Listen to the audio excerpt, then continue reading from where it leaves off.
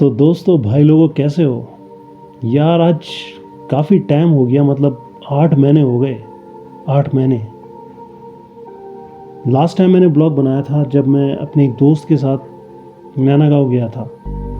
तो यार आज करीब वो ब्लॉग जो है उसकी जो डेट है मेरे ख्याल से अराउंड फरवरी के महीने में बनाया था वो। तो ये यार आज मैं नैनीताल को जा रहा था। आज क्या, मैं हर वीक नैनीताल जाता हूँ और सैटरडे को वापस आता हूँ। तो मैंने सोचा कि आजकल इन दिनों इतना अच्छा मौसम हो रहा है नैनीताल का, तो क्यों ना ब्लॉग बनाया जाए।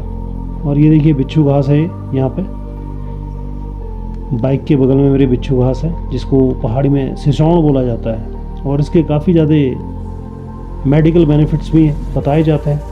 कुछ लोग इसको खाते भी हैं सब्जी बना के। तो भाई अभी फ़िलहाल मैं हूँ जोली कोट पे मैं रुका था टी ब्रेक के लिए। अब यहाँ से मैं चलता हूँ नैनीताल के सफ़र में। और चलते चलते मैं थोड़ा बहुत आपको नैनीताल के बारे में थोड़ा सा हिस्ट्री बताना चाहूँगा, जिससे कि आपके थोड़ा सा जो फैक्ट है वो रिवाइज हो जाए। तो भाई जैसा कि हम तो जानते हैं, देखो जो उत्तराखंड, हाँ तो भाई हम बात कर रहे थे नैनीताल की हिस्ट्री के बारे में। तो जैसा कि हम लोग जानते हैं कि यार नैनीताल तो बहुत ही ज़्यादा फेमस है इंडिया में एटलीस्ट, ठीक है। और समर में तो यहाँ का कहना नहीं है कि इतनी ज़्यादा यहाँ पे भीड़ हो जाती है। लेकिन हम थोड़ा सा हिस्ट्री में जाएं तो इसकी जो स्थापना हुई थी वो 1841 में एक ब्रिटिश बिजनेसमैन मिस्टर पी बैरन ने की थी। और इसका जो नामकरण हुआ था वो नैनी झील से हुआ था, जो कि माता नैना देवी को समर्पित है। एक किंवदंती है कि जब माता सती जल रही थी, आपने स्टोरी सुनी होगी कि जो दक्ष प्रजापति होते हैं वो माता सती का विवाह रचा रहे होते हैं। और उस समय शिव जी वहाँ पहुँचते हैं और शिव जी के उस रूप को देख कर, जिसमें उन्होंने भस्म लपेटी होती है, वो काफ़ी उनकी इंसल्ट करते हैं, जिससे कि माता सती को बहुत ही ज़्यादा क्रोध आता है। और वो वहाँ से जाती हैं उड़ती हुई, और उनके जो अंग हैं वो अलग अलग स्थानों में गिरते हैं भारत में। तो यहाँ पर उनकी आंखें गिरी थी।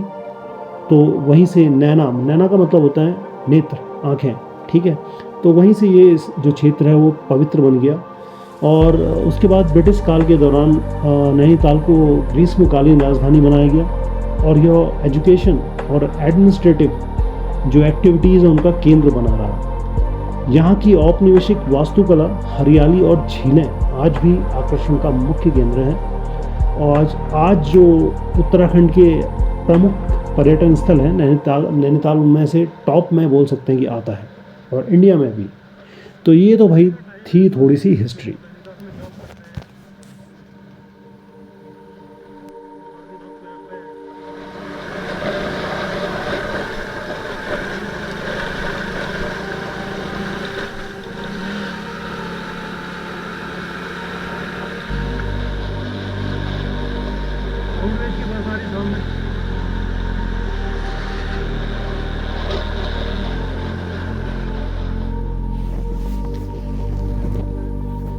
दोस्तों देखो ये घुमावदार रास्ते और हरी भरी पहाड़ियाँ, ऐसा लगता है कि जैसे हर मोड़ पे एक बिल्कुल नया सीन खुल रहा हो, जैसे कोई नई पेंटिंग हो।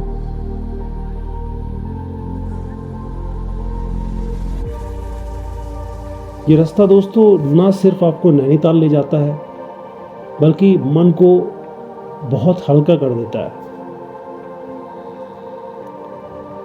पहाड़ों की ये ठंडी हवा और पेड़ों की ये खुशबू,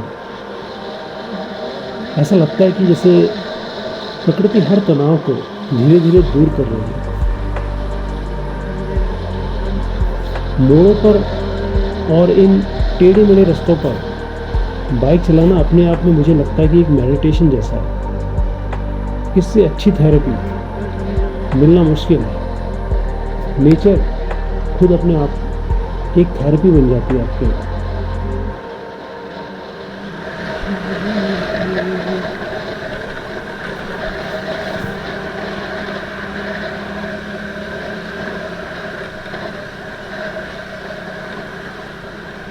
तो भाई नैना गाँव आ गया है।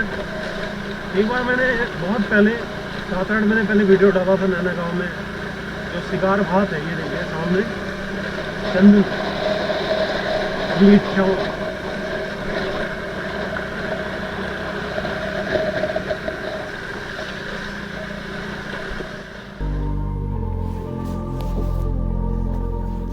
मुझे तो लगता है कि यार आजकल की भाग दौड़ भरी ज़िंदगी में ना हम अपने लिए टाइम निकालना बिल्कुल भूल जाते हैं। इतने काम हमारे मन को घेर लेते हैं, ऑफिस का काम, ईएमआई हो गई, घर की, गाड़ी की, और बच्चों का बोझ, फ्यूचर की टेंशन, ये सब हमारे दिमाग को बहुत भारी बना देते हैं और बहुत तरीके की विकृति हमारे दिमाग को घेर लेती है। ऐसे में प्रकृति की छाया में कुछ देर ठहरने के बाद आपको अपना जो मन है बहुत हल्का महसूस होगा। जब भी आप ऐसी सवारी पर निकलते हैं ना, तो आप सिर्फ एक पर्यटक या टूरिस्ट स्पॉट में नहीं जा रहे होते। ये एक तरीके की थेरेपी है। ये एक इतनी डीप चीज़ है कि हम शायद इसके बारे में सोचते होंगे, और मुझे लगता है कि आपको भी ऐसा लगता होगा कि जब भी आप ऐसे रास्तों में जाते हो, नेचर के बीच में जाते हो, तो आपको कुछ ना कुछ सीखने के लिए मिलता है। दोस्तों, ये पहाड़ हमें सिखाते हैं कि हर एक मुश्किल चढ़ाई के बाद आपको खूबसूरत नज़ारा देखने के लिए मिलता है। चढ़ाई जितनी मुश्किल होगी, जो वहाँ पहुँचने के बाद व्यू पॉइंट मिलेगा उतना ही अच्छा होगा। ऐसे ही ज़िंदगी में कितनी मुश्किलें आए, लेकिन उसके बाद सुकून के पल भी आते हैं। कभी कभी बस बाइक की आवाज़, पहाड़ों की हवा, चिड़ियों की चहचहाहट, यही आपकी थकी हुई आत्मा को तृप्त कर देती है।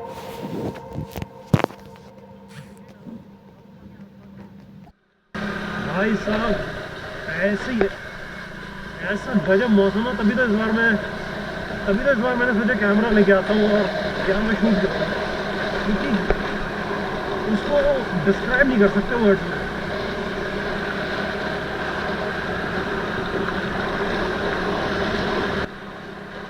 जिंदगी एक सफर है सुहाना, यहाँ कल क्या हो किसने जाना,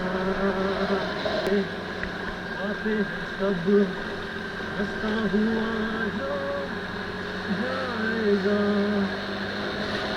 वो मुक़द्दर का सिकंदर जाने मन कहलाएगा, होते हुए आते हैं सब हंसता हुआ जो जाएगा।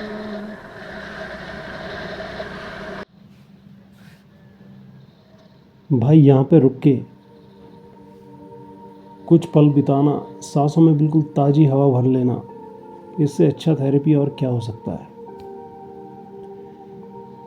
नीचे फैले हुए बादलों को आप देख सकते हैं।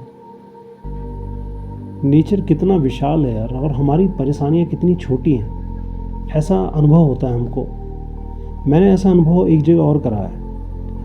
जब मैंने लाइफ में पहली बार मैं गया था पौंडीचेरी, और मैंने वहाँ पे समुद्र देखा था, बीच देखी थी। बीच पे गया मैं, और समुद्र को देख के यार मेरी आंखें ना कम से कम 5 मिनट के लिए फटी रह गई। मतलब इतना विशाल, इतना मैजेस्टिक बोलते हैं ना जिसे, कि तुम्हारी हस्ती उसके सामने इतनी छोटी लगती है। और जब उसकी लहरें आपको दिखती हैं ऐसे करके ना ऊपर नीचे उठती हुई, तो आपको लगता है कि यार ये कितना विराट है। खैर, जब भी आप नैनीताल आने का प्लान करें ना, तो कोशिश कीजिए कि बाइक या कार से इस सफ़र का पूरा आनंद लें।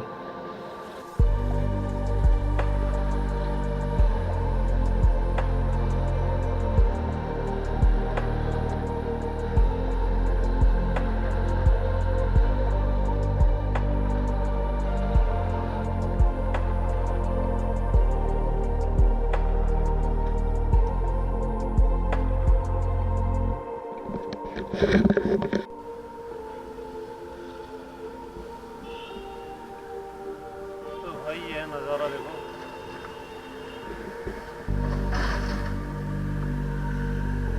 मैं पहुंचने वाला हूँ लगभग उसी बाईपास पे, वहाँ से 5-6 किलोमीटर और है आगे। तो आज धुंध वगैरह तो नहीं है, लेकिन मौसम ओवरऑल ठीक है आज। ठीक है, तो चलो आगे बढ़ते हैं और देखते हैं क्या होता है।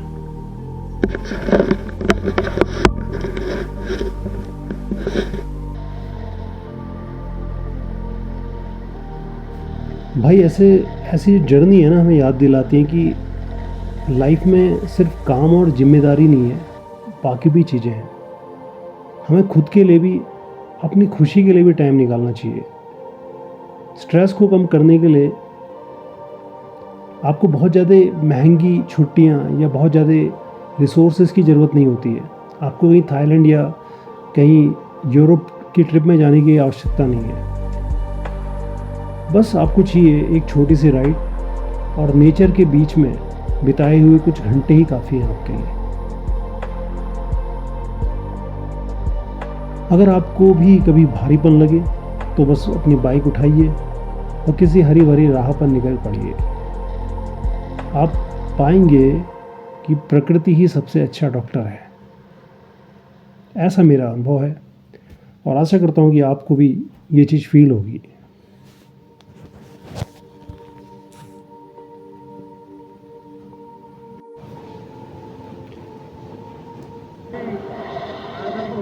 ऑल राइट दोस्तों, तो भाई क्या वेदर हो गया यार, गजब गजब वेदर। और नैनीताल में बेसिकली क्या रहता है ना, नैनीताल से 3-4 किलोमीटर नीचे तक मतलब ख़तरनाक वाली धुंध और वो रहती है, और जैसे ही आप 5 किलोमीटर बाहर निकलोगे तो पूरा वेदर साफ़ हो जाता है। तो ताकुला से यहाँ पे वेदर थोड़ा सा टर्न लेना चालू करता है, और उसके बाद नैनीताल तक आपको फिर कोहरा और ये मिलेगा। तो बट एनीवे यार, वेदर बहुत बढ़िया है अभी। थोड़ा सा धूप भी आ रही है, जैसा मैं एक्सपेक्ट कर रहा था वैसा वेदर नहीं है जैसा हुआ करता था यहाँ पे लास्ट 3-4 वीक से। आज थोड़ा खुला खुला सा है वेदर।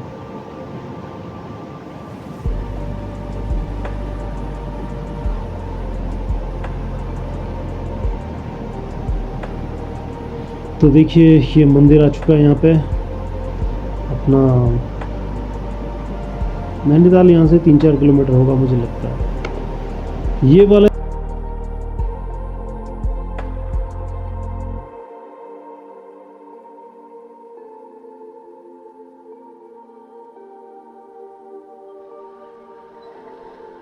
यार एक मंदिर है, मुझे बड़ा इंटरेस्टिंग सा लगता है, लेकिन यहाँ पे जो गेट है ना हमेशा बंद रहता है।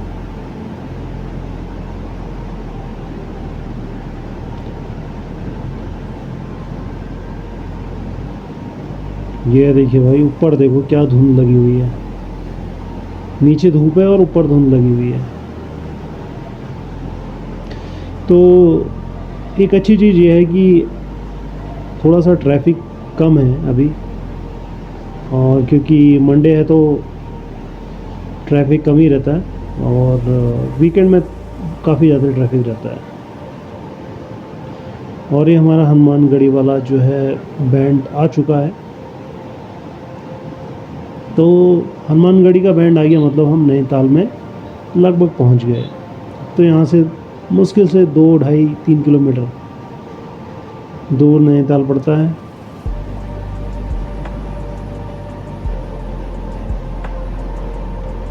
तो ये दोस्तों हम पहुंच चुके हैं फाइनली नैनीताल, तालों में नैनीताल।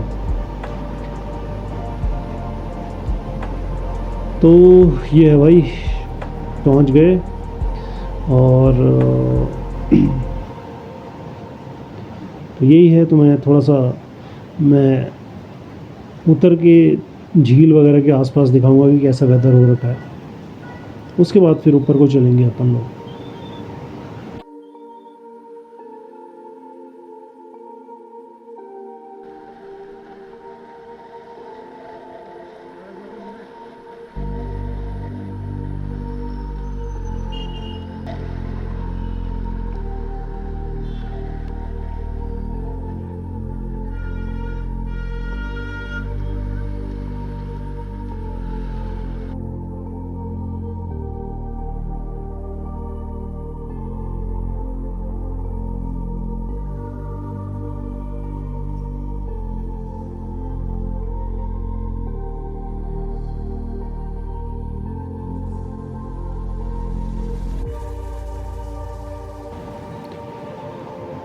ओके, तो भाई हम आ चुके हैं नैनीताल और यहाँ से हम ऊपर को जाते हैं।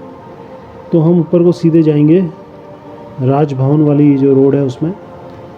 तो ये देखो, ये वाली रोड है। और यार ये इस रोड की चढ़ाई बिल्कुल खड़ी चढ़ाई है इसमें ना। इसमें अगर छोटी मोटी बाइक है वो तो फिर बिल्कुल बोल जाती है। यहाँ पे चाहिए कम से कम 150 सीसी की बाइक, 100 से 100 सीसी से ऊपर की बाइक, क्योंकि ये बिल्कुल ऐसी स्ट्रेट चढ़ाई है इसमें। और यहाँ से लेके राजभवन तक रोड ऐसी है। तो ये है, और ये जो लाइन है ना पूरी, ये वाली लाइन में सारे जितने फेमस स्कूल्स हैं, बोर्डिंग स्कूल्स हैं जितने भी, वो सारे इसी लाइन में हैं। सेंट मैरी हो गया, ठीक है, और आपका ऑल सेंट हो गया, शेरवुड हो गया, और 2-3 स्कूल्स और हैं सेम टाइप के, मतलब बोर्डिंग स्कूल्स हैं। तो ये वाली लाइन में पूरे स्कूल्स हैं, और बाकी यही जो रोड है वो टिफन टॉप को भी जाती है। काफ़ी नैरो रोड है, और जहाँ पे 2 गाड़ियाँ आ जाएं एक साथ वहाँ पे प्रॉब्लम हो जाती है इस रोड में। और काफ़ी चढ़ाई वाली रोड है, नैरो रोड है।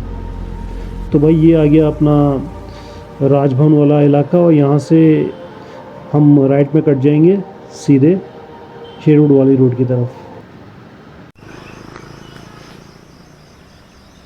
ये देखो भाई, ये सीन है नैनीताल के टॉप से। तो ये जो रोड है अपनी शेरवुड वाली रोड है, ये रोड आगे टिफन टॉप भी जाती है। और ये हमारा नैनीताल का वेदर है आज का, बढ़िया है। ऑलराइट दोस्तों, तो ये था मेरा हल्द्वानी से नैनीताल तक का सफ़र।